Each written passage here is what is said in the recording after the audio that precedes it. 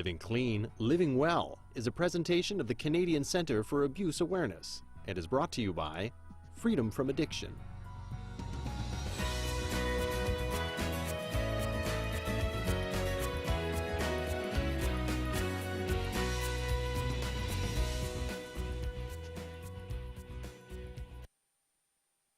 Hello everybody, I'm your host Teresa Kruze, and it is so good to be back with you again. It's been a couple of weeks, and a big thank you to my executive producer Sanderson Lang for stepping in and hosting for me. I had some business travels to do and also a pleasure trip, but I am back and ready to go to work again, so it's good to be sitting in this chair again. Tonight on Living Clean, Living Well, we're going to talk about the upcoming summer season. There is a lot going on. We've got summer festivals, we've got parties to go to, there's functions to go to, there's the cottage.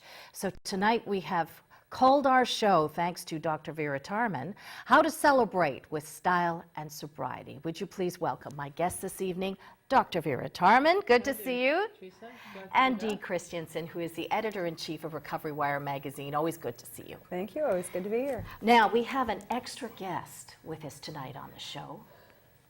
We have an award. And I'm sorry, Dee, you're going to have to let us brag on you a little bit here. Dee just was presented an award from the Addiction and Mental Health group from Ontario. It is the Dr. R. Gordon Bell Journalism Award. And it says, in recognition of, okay, obviously I can't read my writing, in recognition of shattering the silence and shining a light on the crucial chronic disease of addictions and mental health. Congratulations, Thank Dee. you. Are you able to tell us why you were honored in such a way? There is a little bit of a backstory. There is so why a don't you little fill bit us of in? a backstory. Being from Toronto, we've received a lot of press, obviously, as the last few months regarding the mayor. And Recovery Wire took a hard stand in the beginning and decided to send a press release. And the press release essentially said that as a community of addictions, it doesn't matter who you are. Recovery Wire is for people living in recovery. And we are not a gossip journal for fallen comrades. That is not what we do. So whoever you are, if you're struggling with addiction, we're your people. And we were not going to falter on that. Apparently when we sent the press release, a lot of people in the right positions received the press release, and Dr. Bell was known as someone who was just a huge supporter in the field of addictions and a huge supporter of keeping the addiction community together. It didn't matter who you were. If you needed help, we were there for you. And so somebody felt that we were representing that aim at Recovery Wire and nominated me, so it was flattering. Is this your first award? It is my first journalism award. Thank you. Well It's done. very How did it feel to get it? I lost my marbles a little bit. Like I definitely did. I did a little goofy dance in my apartment, and you know, the happy dance. Yeah, it was the happy dance. You know, I did some moves. No, it was incredibly. It was flattering. You know, there is no monetary gain that could match the kind of joy this brought me. You know, to be recognized in our own field as having integrity. Yeah. You know, you made a statement and a stand, and you stuck behind it. Yeah, and it was just an incredible honor. Oh, yeah. Well done. Thank you.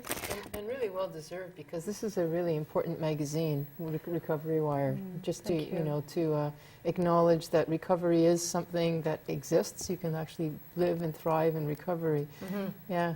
Thank you so much. So, Dr. Tarman, speaking of journalism, you've been writing a book, a big important step. You got it sent off to the editor. Fill us in on the name of the book and when it's going to be coming out. Well, the book is called Food Junkies, The Truth About Food Addiction, and it's really, it's going to come out in November the 28th or 9th, 2014. Hopefully we'll hit the stands or the bookshelves in January, just around the time when people are starting to think it's time to, you know, live a good life, you know, after the Christmas excess. Yes.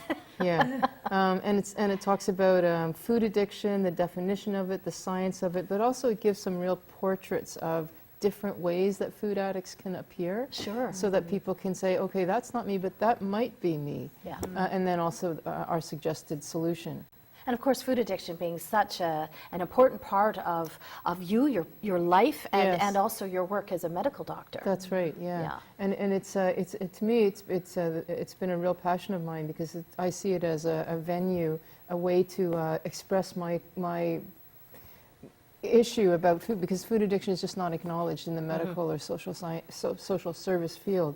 And my hope is that at least in Canada, there'll be a vehicle to start promoting this as a viable diagnosis and need for treatment. Wonderful. Yeah. Well, we're going to make a big splash about that when Yeah. it comes out. I Yeah, think yeah. January, you said? That's when it's but it actually comes out in November. Yes. Oh, very good. We'll be looking forward to that. Yes. And of course, Recovery Wire magazine, we're always talking about it.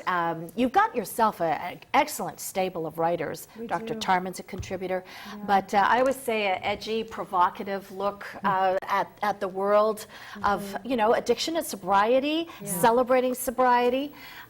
Could you tell me, I hear that you have just got some other great writers. Who's come in? We've moved toward being a digital-only magazine, and we weren't sure how that would go for 2014, and it's just caused an enormous explosion. Certainly our American demographic has exploded, and with that came a slew of amazing writers. The two most exciting, other than Dr. Tarman, obviously, who's one of our premier writers at the magazine, but the two newest editions we're the most proud of is Darlene Lancer, who wrote Codependency for Dummies. And right now we're reviewing a book of hers that she's coming out with on codependency and shame. She's amazing. She's appeared on some pretty stellar talk shows out there. And the other one is Terrence Shulman from the Shulman Institute. And he's, Very nice. Terrence Shulman has appeared on Oprah. He's an amazing guy, and he talks about like spending addictions, gambling addictions, and it's just an amazing broad, like food addictions, like these are so important because they're all so interwoven, and we have this tendency in the addiction field to compartmentalize addictions, and so you're hidden in these different rooms, 12-step rooms, talking about one and then going home and feeding the other addiction, right? Yeah. So it's so important to have a place where you can decompartmentalize, where you can talk about all of it, where you can say, wow, my drinking's under control, but man, I just went home to Miss Vicky's last night and I went into a major shame spiral, so my recovery might not be where it needs to be, right? Yeah. When you say Miss Vicky's, did you mean the potato chips? chips, yeah. I'm not speaking personally, No, of course. no. Yeah. I don't even know what those are. No. Right. Right. I don't think we can have a hockey game in our house without Miss Vicky's. Right. And maybe invite Ben and Jerry. Like, it depends on the night. Depends on the night. Or Richard D. Yeah, exactly. Yeah. Well, we've got our panel together, and we always expect good things out of this wonderful panel because Dee shoots from the hip, don't you? Yeah, Call I a have been spade a known. spade. Yeah, I'm a delicate flower. And Dr. Tarman, of course, it's always great to be working with you. Our topic tonight, how to celebrate with style and sobriety. And when you think about the upcoming summer season, there's always so much going on, and there's the beer tent, and there's the bars that are, making things a lot of fun, and there's the cottage season and that sort of thing. So many places where alcohol and other substances are invited in. Let's just open it up. Yeah, your thoughts, Dr. Tarman, why don't you lead off tonight on our subject matter, and some thoughts on getting through the upcoming party season. Well, I'll start by just saying that I got an email in relation to this show tonight. And this was somebody who was clearly in recovery, talking about specifically the Pride, the International World Pride that's coming up. And she was talking about the difficulty that people have in recovery. And she said that I imagine, Dee, you're going to elaborate a little bit on this, but that she was saying that one of the things that was really important is that she has an exit plan. Like, she knows where she's going to go and then where she's going to be able to leave if she has to. And also that she doesn't go to something alone. But I think the thing that struck me the most in the email was that she said that because she's sober and she's having a lot of fun, she notices by, midway through, her friends are already pooped out because they're drunk. And she's like, okay, what's next? She's still ready to keep going. And so clearly she's having fun, and she doesn't have to, she's good. Yeah, there's no after effect later, and yeah. And Dee, your thoughts on our subject tonight? I think that, you know, what's really important to mention here when it comes to festivities, celebrations, whether it's World Pride or a concert you want to go to, for me, I think what's really important is that sometimes we have the tendency when we're new to want to blend in, right? So I hear all the time where people will go to these events and they'll have a non-alcoholic beer, or they'll, you know, just, you know, get a cup of Pepsi and nobody will even know there's no rum in it. And I think what's really important here is don't try to blend in. Don't try to be you know, an anonymous drinker. Don't try to be one of those people that looks like they're actually drinking but secretly they're sober. You're sober, that's it. Like, I think there's a point where if you want to stay safe, you have to adopt a sober lifestyle. That doesn't mean you have to go over the top and shout it from the rooftops and break your anonymity all over the place. But it certainly does mean that you have to create a structure around your life that makes it safe for you to live a sober lifestyle. Because I think it's a really slippery slope. I think that if you're going to these events and you're, you know, not outwardly telling people that you don't drink, you're not creating a safe environment for yourself where you teach the world around you that this is your lifestyle, that you're setting yourself up for a fall. I think that the recidivism rates make it fairly obvious that there are some real danger zones there. So, you know, that's my biggest concern for people is, you know, teach the people around you, teach the world around you, this is what it looks like sober. Don't try to blend in, you know, like be sober. Like one of the things about something like Pride, you know, like Pride is coming up at the end of the month, and one of the things that's really difficult is the events. Now I live right in Church in Wellesley, like I live right next to one of the stages, and so I can't help but see it. But if you want to go to see one of the big bands, if you want to sort of be part of it, it's virtually, they're held in beer gardens, so you have to stand in the line, you have to go through. And you know, it's just a huge, big beer garden, so it's really hard to avoid alcohol. And I mean, you do have to have your kind of plan around it. You know, that's a really annoying part. Now, thankfully, in World Pride, or actually any kind of Pride event, there are sober areas. Yeah, so that's good. That's good at least. Well, some good opening statements. It's time for our first break on Living Clean, Living Well. But when we come back, we're going to invite you into the conversation. We're going to open up our toll-free lines. As I always say, you don't have to stick to topic. This show is it's a safe haven for you. If you want to talk to my panelists about anything that's going on in your life, maybe your family member's life, Dr. Tarman and Dee Christenson will be glad to talk to you and help in any way that they can. And also, if you want to talk to us about the emerging season that's coming out and how to celebrate with style but still maintain sobriety, we'd love to hear from you. So our first break on the show, Living Clean, Living Well. We'll be right back.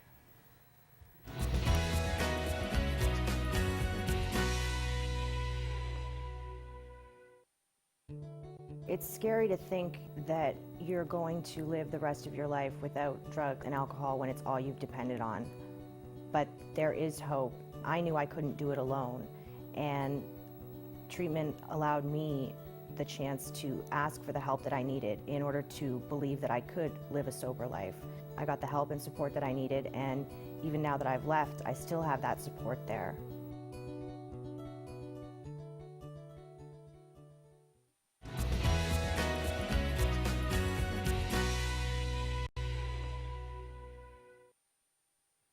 Welcome back. My guests tonight on Living Clean, Living Well are Dr. Vera Tarman, the medical director of Renascent, and Dee Christenson, who is the editor-in-chief of Recovery Wire magazine. As always, we will take any sort of question that you have that deals with addiction, substance abuse, people in crisis. We're here. We're always here. We're picking up the phones, and you can call in and give us a call. And maybe you've got some advice for some of our callers. We've had that happen too, and I always love it because then it turns from not just us, the panel, but also a forum. So we welcome your input as well. So tonight, we have a topic, how to celebrate the upcoming summer season with style and yet sobriety. Dee Christenson brought up a really good point before we went to break. You know, you don't have to stand there with a non-alcoholic beer. You don't have to stand there with a cup of Coke or Pepsi trying to look like you're drinking an alcoholic beverage. You're right, you don't have to, but have you noticed that some people aren't comfortable if you are at their events unless you're holding something? absolutely. Like it's just like they Absolutely. failed as a host or hostess if they Yeah. haven't got something in your hand. Right. But I would rather you adjust to that from the onset of your recovery. That's because what I find happens is that, you know, if you're faking it like you're still drinking, at some point that's a really slippery slope.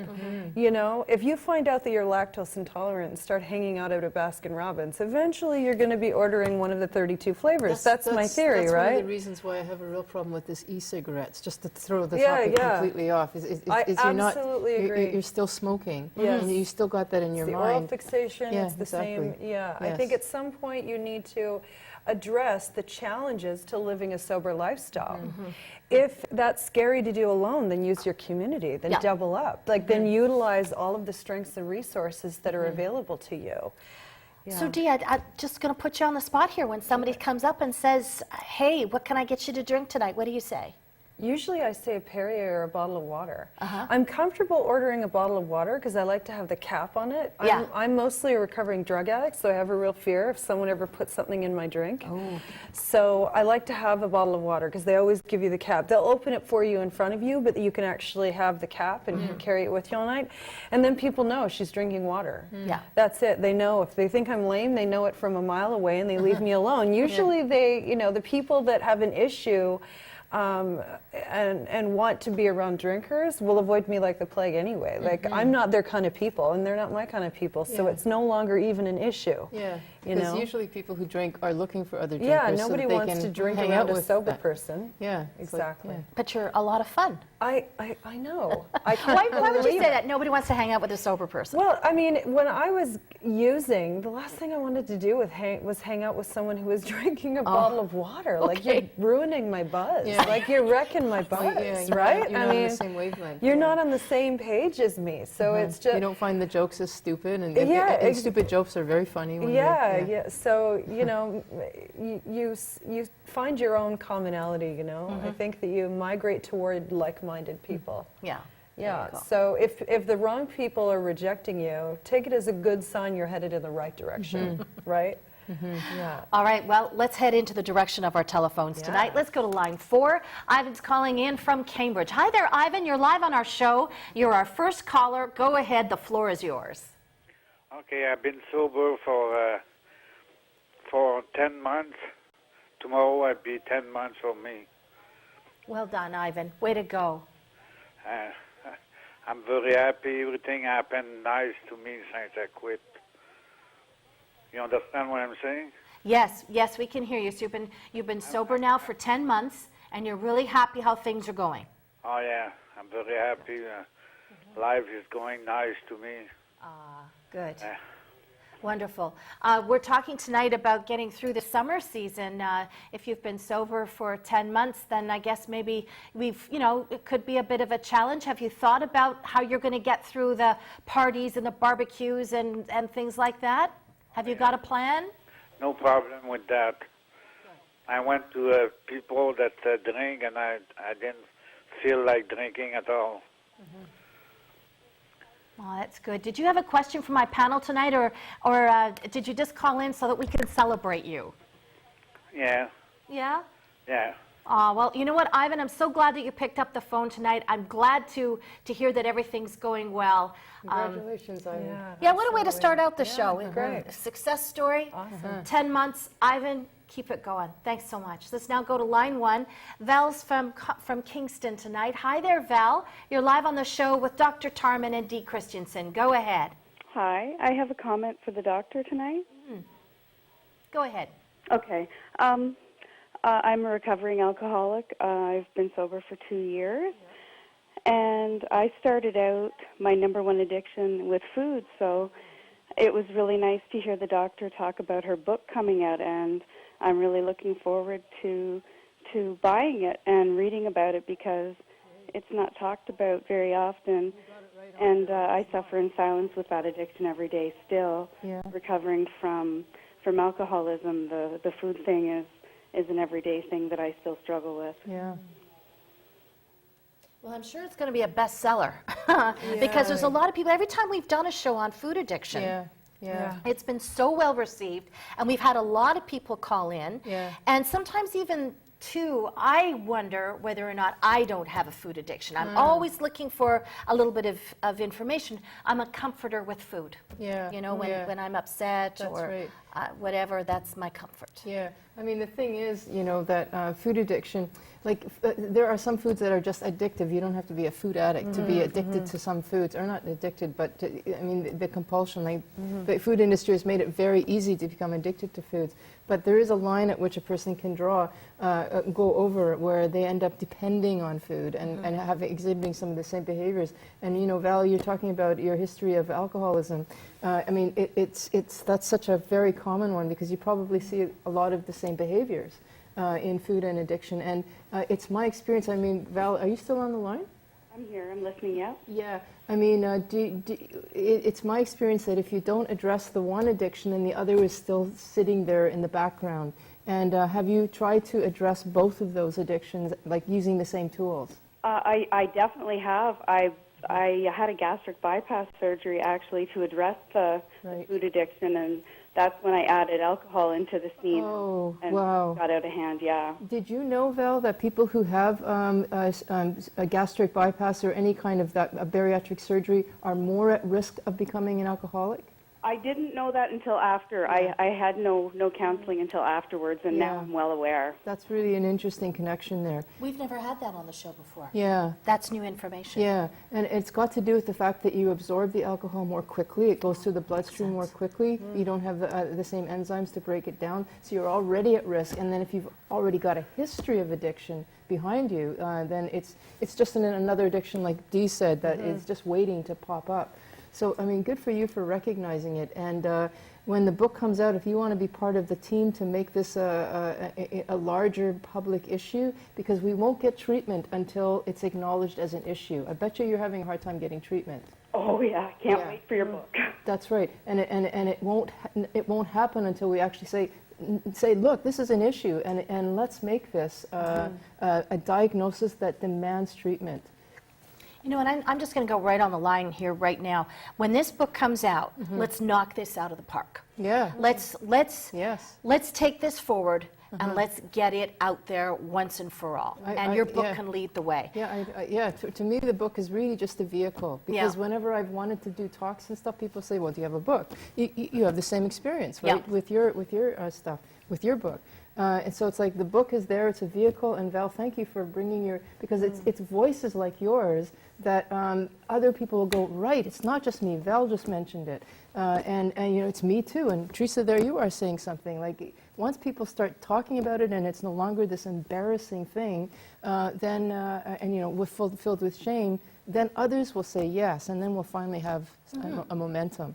So yes, Teresa, I'm all over it. Yeah, absolutely. So we'll get something going in January. And Val, thank you so much for validating what it is that we're doing, and your work as well, because you know we always promote your talks on food addiction, and it's resonating. It's ringing a bell with a lot of people. Dee, with your work with Recovery Wire magazine, what are you finding with food addiction? We did the first article that Dr. T ever did for us was called "Finally Sober, Suddenly Fat."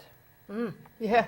And the responses from that article were enormous, because I find a lot of people will get sober and then a year later they'll be, I see morbidly obese people in AA all the time, or in CA or NA. It's so common. It's kind of how we met, because you wanted to talk to me about writing, and you said you've got this great title, but you hadn't written the article, and I said I love that title, and I've written the article. Perfect. Yeah, it was kismet, but it was such a, because food and substances create the same romance. They want to keep you isolated, they keep you from wanting, like, I can actually get so excited about going home to food that I'll give up social time with people to rotate through my personal food groups.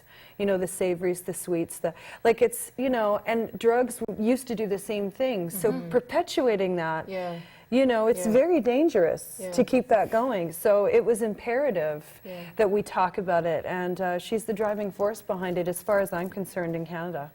Can I just say, Val, if you're still listening, if you go on my website, addictionsunplugged.com, you can actually find, I do have a DVD lecture on the subject, so it's there. I just wanted to plug myself there, if you don't Absolutely, mind. please do. So folks, we're going to take another short break here on Living Clean, Living Well, but when we come back, we're going to have more from my panel and more from you as well. We're starting to get a good lineup of phone calls, and that always makes us happy because we like to share. So another short break, and we'll come back with more from Dr. Tarman and Dee Christenson.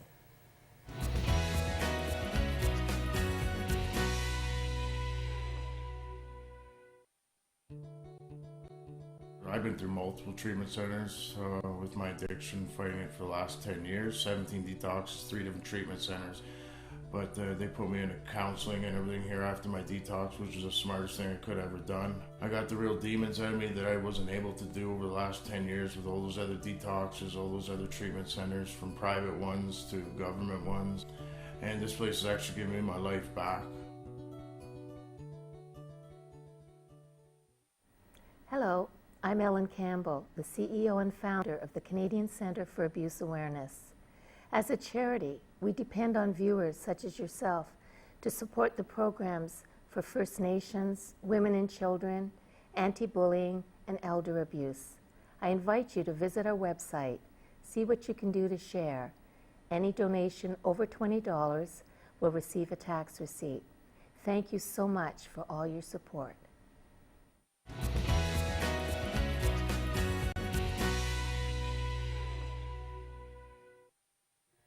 Welcome back, everybody, to Living Clean, Living Well. I'm your host, Teresa Kruze. It's good to be back with you after I've been off for a couple of weeks. Dr. Vera Tarman from Renaissance joins us tonight, along with Dee Christenson from Recovery Wire magazine. And you folks are joining us as well. Let's head back to those phone lines. Line 3, and Lisa's calling in tonight from Kitchener. Hi there, Lisa. You're on our show. Thanks for waiting, hun. Go ahead. Hi, how are you? Thanks for taking my call. Oh, you're I welcome. have a question for the doctor. 30 years ago, they put me on a Xanax 0.5 milligram. Yep. They said it was non-addictive at the time. Oh my God. Been on it for 30 years. Yep. I'm with a therapist now, and for the last, quite a few years, she's been weaning me off of it. Wow. So I'm down to like 1/3 of what I used to be on for years. Okay. But she, a while ago, prescribed this for sleeping, Seroquel, I Yep. believe is how you pronounce. Yes. She said, please give it a chance, because she's tried antidepressants, and Yeah. it doesn't work. I suffer from panic and anxiety attacks. The Seroquel is giving me really nightmares, and I can't get my eyes open. If I know I'm in my bed, can't get my eyes open, and I'm trying to scream out for somebody. They're terrible nightmares. She was saying they could work together. I don't think it's working. Well, Lisa, one of the things, like you were told 30 years ago that Xanax is not addictive. I mean, we know now that it's one of the most addictive of these drugs. They're called benzodiazepines for the viewers. The reason why is because it's so short-acting, and it's not the last thing that a person would prescribe now, with the exception of when you want something right when a panic attack is happening. So unfortunately, you got caught in a generation when people were prescribing and just didn't know. And the fact that it's taken you so long to wean down, for some people, it is really hard to get off of these drugs. Your nightmares and some of the experience that you're having could still be part of the withdrawal of the Xanax. Or it could be the contribution with the Seroquel, which is not a benzodiazepine, it's an antipsychotic. And it won't give you the same effect as a benzodiazepine. In fact, it unfortunately makes people feel quite drowsy, and it can affect sleep. So what is your question specifically about that? Well, I'm afraid she's going to tell me to hang in and keep taking it, but the nights that I don't take it, I don't have this horrible feeling. No, Lisa, grogginess. you have every right to say this drug is not working for me, we need to try something else. You have every right to say that. You don't have to take something that makes you feel uncomfortable. Some people don't do well on Seroquel. They get really agitated and a restless feeling in their legs, and that's not helping you sleep.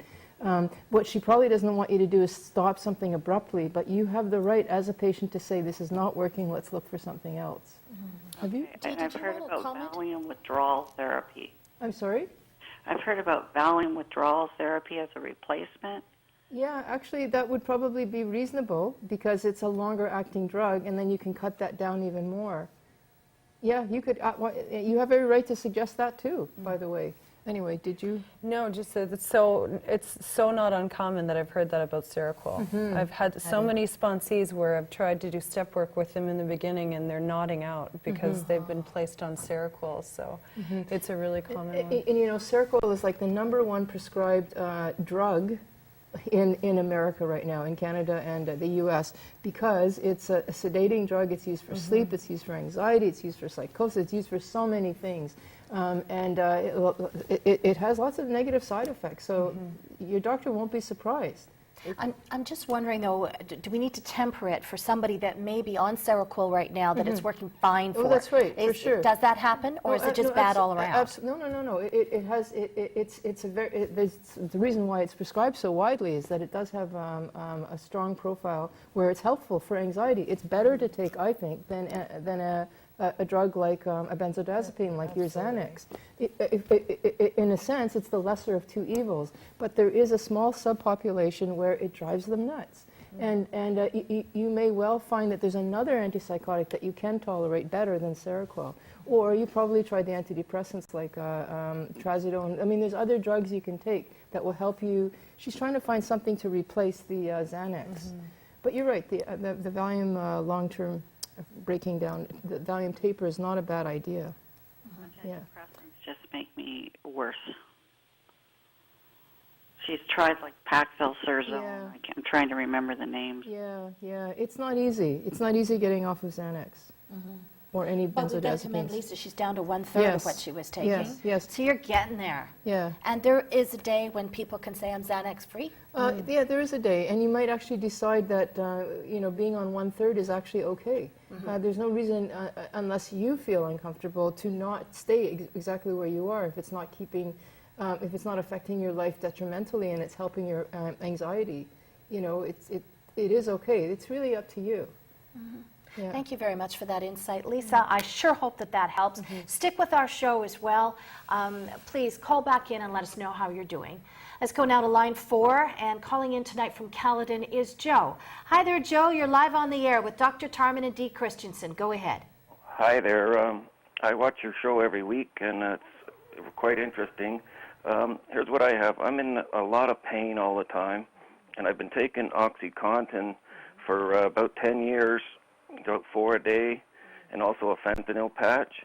And I just been going on and on with it, and I find it's been just sucking the life out of me. And I've noticed on your show you say that you go to a detox for about a week, but what I'm interested in is after that you should go to like a 28-day or 60 to 90-day program, and I wonder what you actually do there, because I've seen that program on TV, and the people go in look like crap, and then they come out looking extremely healthy. Like, I don't know what they do to turn this miracle around, but I'm kind of interested in what happens at that point after the detox.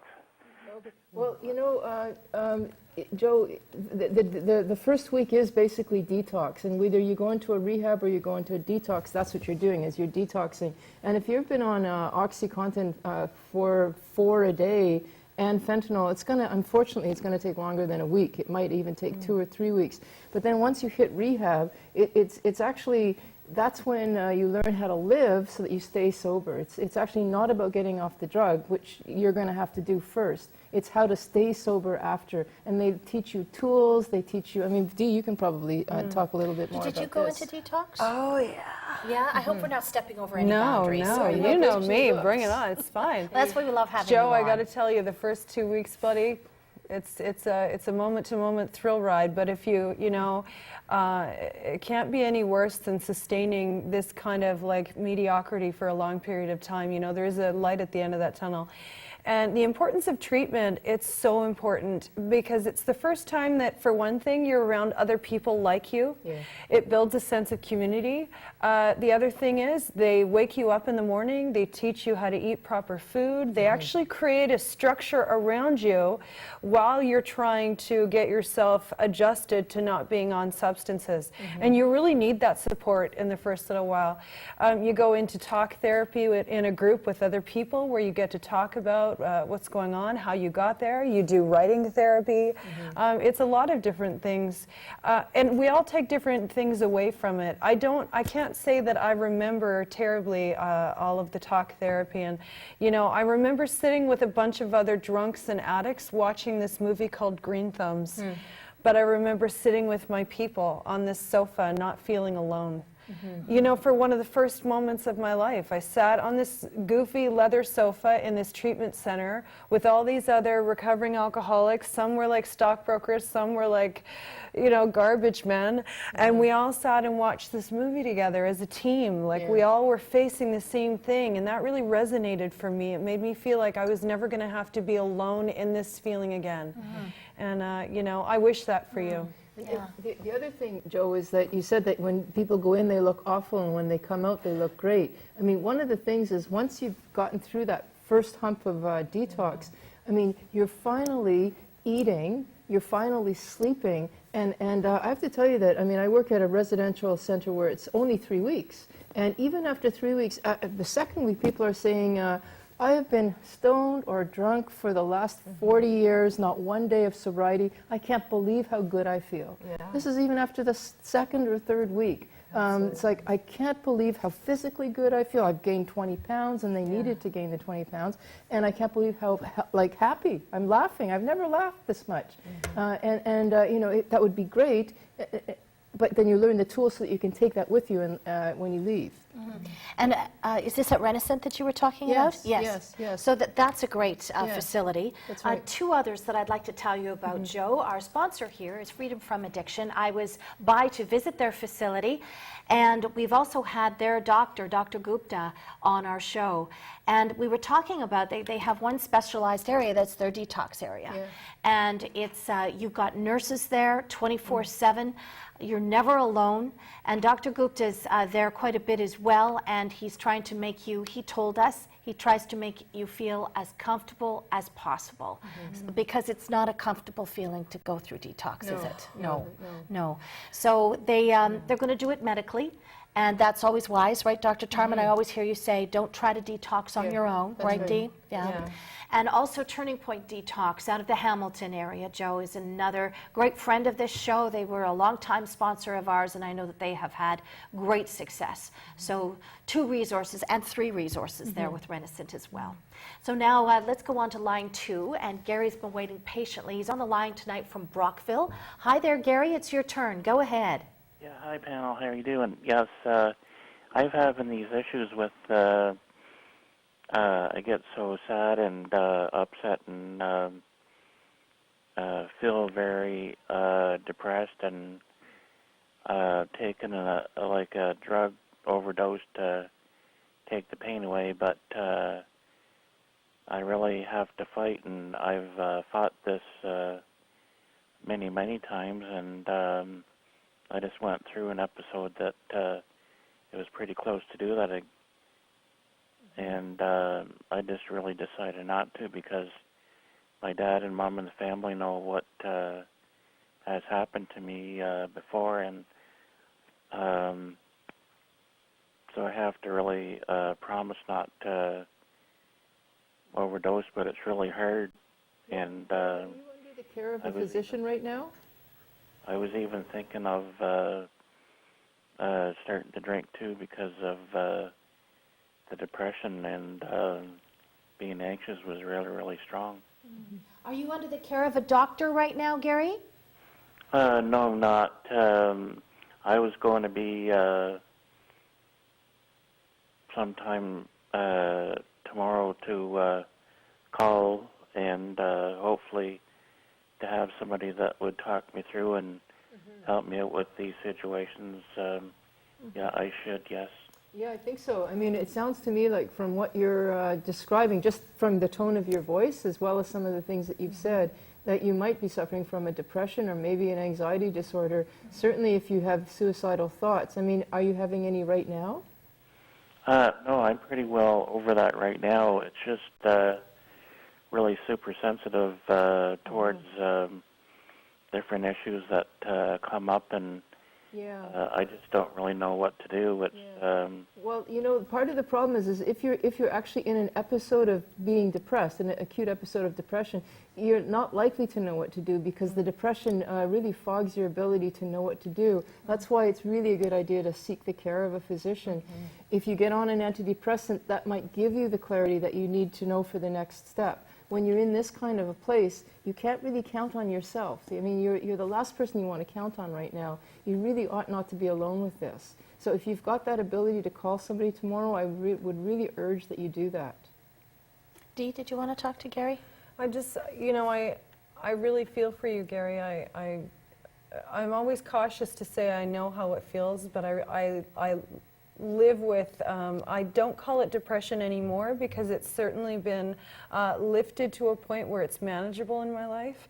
But I do know what it is to feel that kind of darkness and that kind of weight. And I completely agree with the notion that you can't trust yourself. When the darkness is that thick, there are a lot of things that we need to do to remain functional and to remain near the surface so that we don't sink. Those things aren't easy to do when you're in the thick of it, and you sound like you're in the thick of it right now. And the best thing I could do is to not be alone, to be around other people that felt the way I did, whether it's getting into a dual diagnosis program or getting in touch with your physician, going to a treatment program, an outpatient facility, but being around other people that know what it's like. Right, don't isolate. That's Absolutely, yeah, because that's really what it wants you to do. Like the feeling makes me want to be at home alone, curled up somewhere, overeating, drinking, whatever I can do in order to sustain that level of numbness. But it isn't numb, isn't it? Eventually we get to that place where it's really dark again. And I just want to say one thing, Gary. You said that you might want to drink, and I just want to emphasize that drinking actually makes depression worse. So don't. If you're going to do something, call somebody tomorrow. Don't pick up a drink. So Dee, you had some great suggestions for Gary, but let's put our thinking caps on right now. He's needed to reach out to somebody tomorrow. Dr. Tarman, could you tell us who would be a good source, a resource, a company, a group, someone that he can reach out to? I mean, the first thing I think about, but it's in Toronto, is the Gerstein Centre. Gerstein Centre? There's the crisis line. There's just the emergency department to see a psychiatrist. And those are some immediate options there. Yeah. Gary, does that help? Does that give you some ideas or options that you might be able to try tomorrow when you get up and you're going to pick up the phone? Yes. Is there any medication that people in these type of troubles can take to really just say, I'm feeling really good today. These problems are really just coming up like this all the time, and it's just more or less just to keep you really happy and just mellow, and it just keeps those feelings and thoughts at a low level. Yeah, well, the medication doesn't actually make you feel happy, but it does make your moods less large, so that the highs and the lows are not so big, and especially not the lows, so that when you are low, you're able to still do things that you need to, like the things that Dee is talking about. You know, so that you're not caught with the enormity and the darkness of what you're feeling.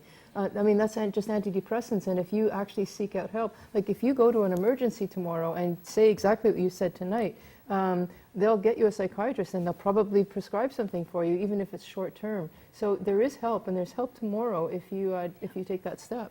Yeah, and there's people that care as well, Gary. You said that you had family members that care an awful lot about you and love you, and you know, just to know that there's that support around you and to draw on it where you can. But I think Dr. Tarman's right. You should reach out tomorrow and go and see. There's medicine available and there's professional help. Even if you don't want to do the emergency, even a walk-in clinic, you just tell them what you told us. Yeah. Good. So even a walk-in clinic. Okay, yeah.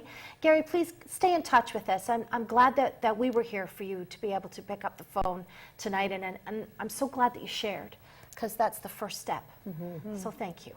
I have to take another short break here on Living Clean, Living Well, but when we come back, more of your phone calls.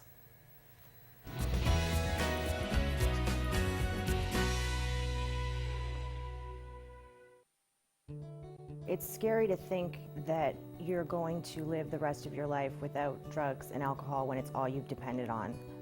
But there is hope. I knew I couldn't do it alone, and treatment allowed me the chance to ask for the help that I needed in order to believe that I could live a sober life. I got the help and support that I needed, and even now that I've left, I still have that support there.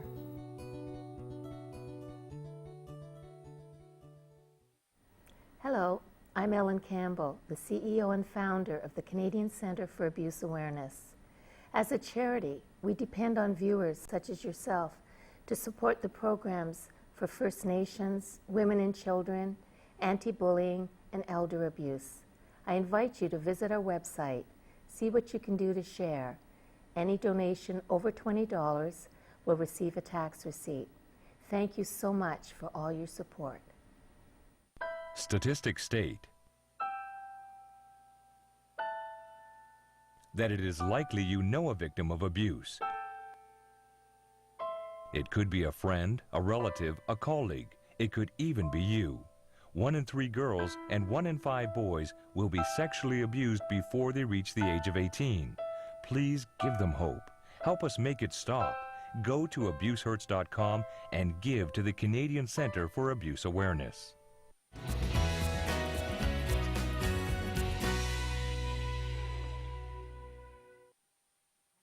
Welcome back to Living Clean, Living Well. Dr. Vera Tarman from Renaissance, she's the medical director there, is one of our guests this evening. She's a regular contributor. And also Dee Christenson, the editor-in-chief of Recovery Wire magazine. They have gone digital, and folks, you can get your free copy. Dee, tell them how they do that. They can visit our website at recoverywiremagazine.com, and they can see any one of our back issues at any moment. You could be reading the entire series tonight if you wanted to. There's some great articles in there as well. Amazing. Really, they're all really practical. Yeah. They're all really usable. None of it is gossip journal. It's all really practical and applicable recovery talk. how long have you guys been publishing now? Oh my gosh, it's been almost 2 years now. I know. It seems impossible. Yeah. Recovery Wire magazine is also a great friend of Living Clean, Living Well, and we say thank you. Yes. Let's go back to our phone lines. Let's go to line 1. Ken, calling in tonight from Ottawa. Ken, thanks for your patience. Go ahead. Yes, good evening, ladies. How are you this evening? Good. Doing great. Go ahead, Ken. We want to hear how you are. I'm doing pretty well. I have a question, though. Go ahead. I am 16 months plus in recovery of clean and sober time. And I'm struggling right now with living life on life's terms. The highs are really high, and the lows are really low. And there's resentments that build up with the lows. And I'm struggling with the lows and trying to get through that. It's been more difficult by immediate family members. I feel like they're raining on my parade when they're doing things that are causing me a lot of stress. Do you have any, are you seeing a therapist, or are you going to any 12-step meetings that will help you with some of these resentments? Yeah, there's a lady I see on a weekly basis. Good. I've talked to my sponsor, but I've talked to some members of the fellowship in AA, but the highs are high and the lows are low, and it's tough when the lows are low. Have you seen a psychiatrist or a doctor about any I don't know, to talk about that specifically? Because I mean, if you were given a diagnosis that there might be medication that would help that. Oh, I'm already having medication, and I've already been to a number of doctors and currently taking medication. So it sounds like you've got your sort of all of your angles covered, but you're still having difficulty. Yeah, the highs are highs and the lows are lows. Living life on life terms. Yeah, yeah. Can I? Yep, please do. Jump in. So when I hear highs are highs and lows are lows, do you remember the first time that you read about step 2? There is a little adage in one of the programs that talks about the notion that we sort of see the universe or God, whatever you want to call it, as Santa Claus. that we see that when good things happen, it's like Santa Claus. We see that's the way the universe works, that it's like you're being granted wishes. And then when you don't get those wishes, then you're being punished somehow. And I find that when I hear someone who's as new as you are talking about really high highs and really low lows, what that says to me is that it's likely that it's not as much of an internal job as it could be. For me, when I don't work really hard on my spiritual program, and what that means for me is meditation, it means gratitude lists, it means focusing on ways to enjoy my life and to gain satisfaction despite whether good or bad things are happening in my life. But if I'm feeding into all the outward circumstances in my life to fill that void, then I will live a life of high highs and low lows because I am a victim of circumstance. Does that make sense to you? Yes. Yeah, I figured.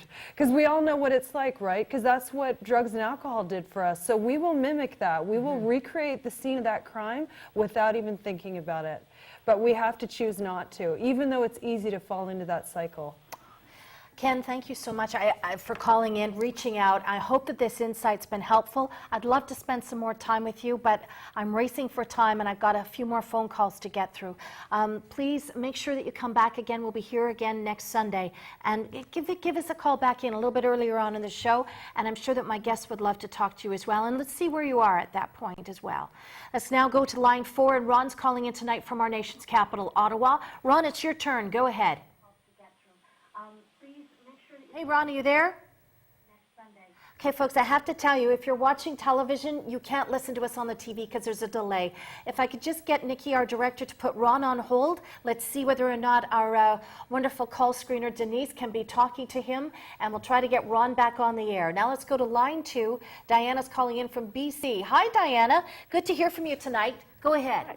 I've had fibromyalgia for the last 2 years. I'm a recovering alcoholic for 4 years, and I haven't had a problem with that. And the pain was so severe, I had to be on the oxys.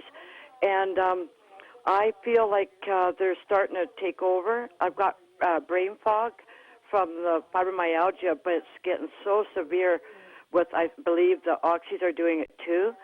I've been told that when you take oxys for a long time, your pain might go away, but the oxys make you feel like you're still in pain. So I'd like to get off of them totally, and I'm just really worried, wondering how long I'd have to be somewhere because I can't leave my mom very long. Well, you know, you don't actually have to, if you're on oxys, there's a couple of approaches that you can take. You can just taper down slowly and you don't have to go anywhere for that. I mean, when we talk about you going somewhere, Diana, that would mean that you want to detox abruptly and stop, but that's not the only way to do that. And the other option is that you can take something like methadone or Suboxone, which will avoid that whole withdrawal process. You can do that outpatient, and then you can work down slowly from there. So, I mean, there's other options that can be outpatient and that don't have to be painful. Are you able to regulate the amount that you take? I do. I'm I regulate it totally. I have 8 of the white ones a day, and then I have 60 milligrams in the morning and 60 at night. Now, you know, the other thing, Diane, is that fibromyalgia, I mean, I don't know if you're doing other stuff, but there are other things, natural things that you can do to help counteract the pain of fibromyalgia. Exercise program, swimming program, different types of dietary. So keep that in mind as well. Like you're not regulated to have to take oxys, and you're quite right when you say that if you've been on oxys for a while, that there is a tendency to actually feel more pain because of them. So when you get off of them, you might find that your fibro is not as bad as you're feeling it when you're coming off of. Because when you miss the dose or something, the pain is going to be even worse because of the withdrawal. So I've had people say when they finally got off their oxys, oh my God, my arthritis is nothing like I thought it would be. It's actually not that bad. I can handle it with all of the other lifestyle options. So should she be under the care of her physician Absolutely. if she's tapering? Yeah, you want Make to sure be you under let the them care, know. yes, because and there is a way to do it medically that doesn't have to be painful. Yeah. Yeah. Diana, thank you so much for calling in tonight. I hope that's helpful. Let's now go to line 3. Dave's calling in tonight from Midland. Dave, it looks like you're going to be our final call of the show. Go ahead. Hi, how are you? We're doing well. Always good to hear your wonderful voice. Oh, thank you. I was just reading an article in the Toronto Star from yesterday. It says using drugs to treat alcohol addiction, and they're talking about there's a couple of drugs that reduce the frequency and the severity of relapse. I was just wondering what Dr. Tarman and Dee think about that. Oh, okay, I'll just say quickly, have you had any experience taking drugs to get off drug? Yeah. Alcohol. Yeah. Okay. There's two ones that come to mind immediately. There's a drug called Revia or naltrexone, which when you take it, you don't get the same euphoric buzz, and so therefore you don't really want to take the drug. And there's another one called Camprol, and that one too, it cuts the cravings. And then, of course, there's always the standard antabuse. If you take the drug, you'll feel so wretched you won't want to take it. None of those drugs are enough, though. They might help, but you've got to be doing something else as well. And I don't know, Dee, if you want to add something to that. Well, I mean, addiction is an obsession. It's an obsession of the mind. And those So drugs whatever don't. whatever you're doing medically or biologically isn't going to change that. If you're not working on the idea, on the notion of overcoming the obsession of the mind and doing all the things that I do in order to achieve that, then it doesn't really matter whether or not the physical craving goes away. It's just the same as smoking. Like if Exactly. you're just expecting that drug is going to make the craving for smoking go away, no. But if you've made the decision, it's an aid. It helps. Exactly. But you have to have made the decision Yeah, and do all of the actions. And you were going to follow up with a comment about those drugs don't help with the obsession? Is that what you were they going don't to help say? the obsession, but Yeah. they help a little bit. But the obsession is powerful. Yeah. It is overriding. I mean, it's ruined your life. And it's more no than biological, way more than biological. Absolutely. We make room for these things in our lives. Social, we change it's the way. psychological. Absolutely. Yeah. Yeah, it's That's right. deep-rooted. You know, we've got about a minute left, but we've had a lot of phone calls tonight about taking drugs to help with other issues, haven't we? Your thoughts on that? Good, bad? I mean, you're a physician. No, I mean, I don't think it's a good idea. I think that drugs at best should be a temporary bridge, and if you need that bridge, but you have to do the things that Dee is talking about, because drugs are just not powerful enough. This is far more powerful. These things can help, but you've got to do the action. You have to do the work, right, Dee? Yeah, you have to do the work. Yeah, I mean, I think that it is a heck of a lot easier to go to a physician and get a pill, I'll tell you that, than do all the things that... But you get disappointed. Yeah, but the reality is, it's my life and my recovery, so Yeah. I want to work harder than that, yeah. Well, we're going to take our final break here on Living Clean, Living Well, but don't go away. We have got our final thoughts from my panelists. You've been watching Dr. Vera Tarman and Dee Christenson. We'll be right back after this short message.